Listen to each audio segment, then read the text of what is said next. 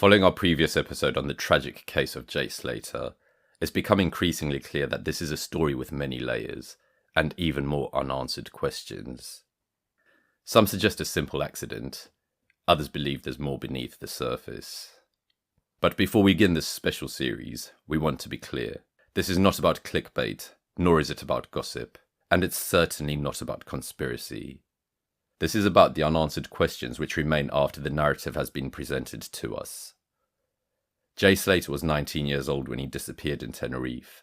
He was found dead weeks later in the same general area where he was reportedly last seen. Since then, an avalanche of questions, contradictions, and uncomfortable silences have clouded the truth of what really happened in those final hours.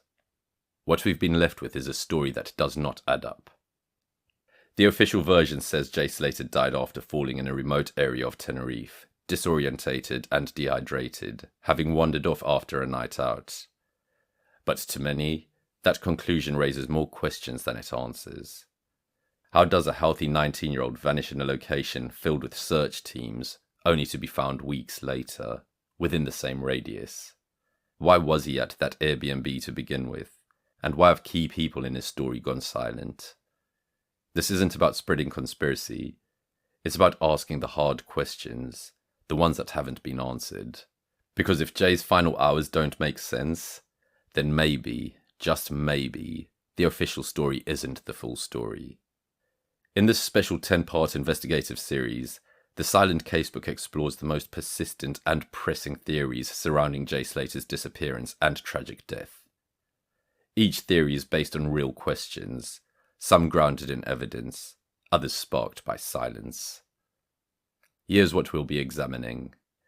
We'll examine the claim that Jay stole a £10,000 watch and whether that could have made him a target.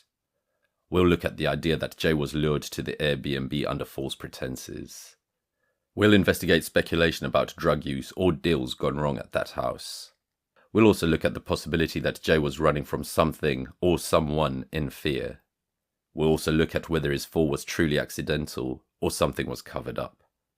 We'll examine the timeline inconsistencies involving key phone calls made that morning. We'll also look at the roles of Ayub Kasim and Stephen Rokas and why they disappeared from view. We'll explore the unexplained silence of Lucy and Brad, two of the last people to hear from Jay. We'll look at the theory that Jay was being used, manipulated, or set up for something larger. And finally, the question of why it took so long to find him when he was so close all along. We're not here to accuse, we're here to analyze, fact by fact, theory by theory. This series will break down each scenario with careful scrutiny, using known details, public records, and verifiable reports. Because a young man lost his life in the mountains of Tenerife, and too many things still don't add up. So join us as we ask, what really happened to Jay Slater? Who knows more than they've said? And why does the truth still feel so far away?